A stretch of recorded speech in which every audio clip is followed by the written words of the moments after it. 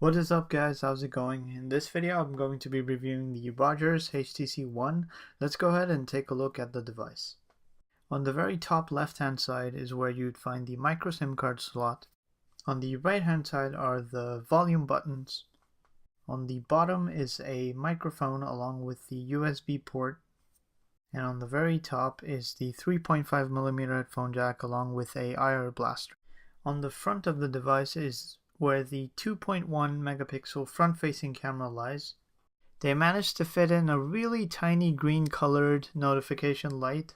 I'm not sure if you can see it, it's right there on the very top. It sort of reminds me of BlackBerry and it looks cool. On the back is the 4 ultra pixel camera along with a LED flash. And lastly, let's not forget the dual speakers in front, which are powered by Beats Audio. The build quality of the HTC One is actually very good. It's made out of aluminum. It feels rock solid in your hand. It's not too heavy because of all the metal, but it does feel solid and sturdy.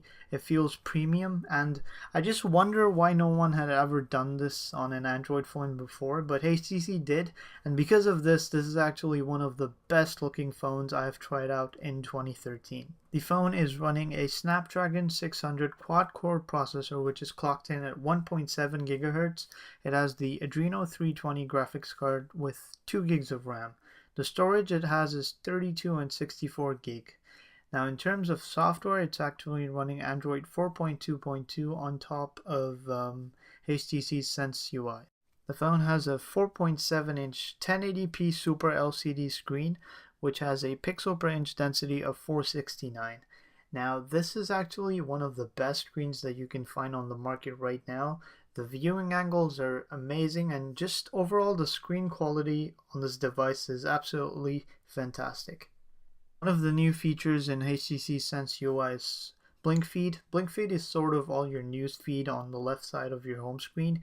You can't put this away, but I actually found this to be very convenient. I barely had to open Flipboard. All my news was right there whenever I wanted it.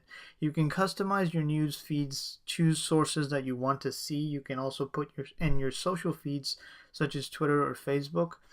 Now on the home screen you can actually organize stuff by just tapping and holding on the home screen, and then you can choose your wallpaper, you can move icons around, you can flip pages back and forth, which I actually found very convenient. The home button also serves as the multitasking button due to the fact that there are only 2 on-screen buttons on the device. It took a little time to get used to, but it wasn't too bad.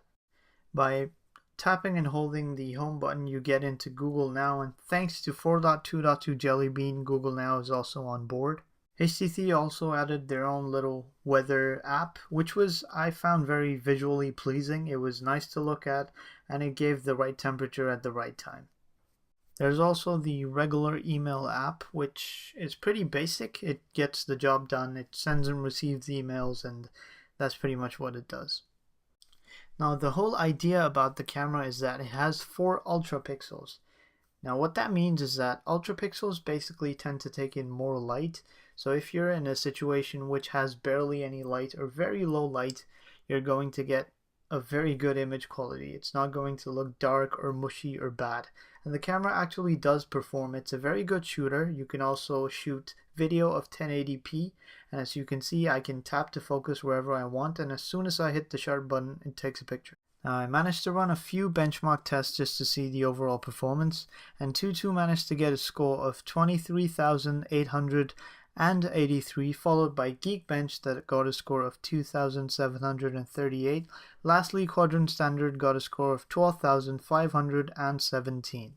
Now you might be asking me, why the hell did I give you all those numbers? Well, basically to sum it all up, all those numbers pretty much mean that this device can handle anything you throw at it. It is very fast, very snappy, very responsive. I tried a bunch of games, and as you can see I'm playing Shadowgun here and it's working perfectly fine, no stutter, no lag.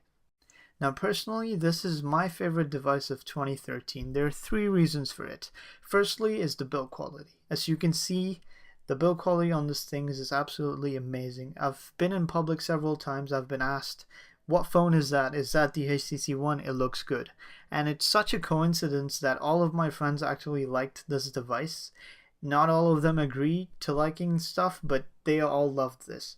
Secondly is the low light quality of the camera. It takes very good pictures in low light. It really shines. The ultra pixel concept really gets put into place there. And thirdly is boom sound, which you'll hear right now.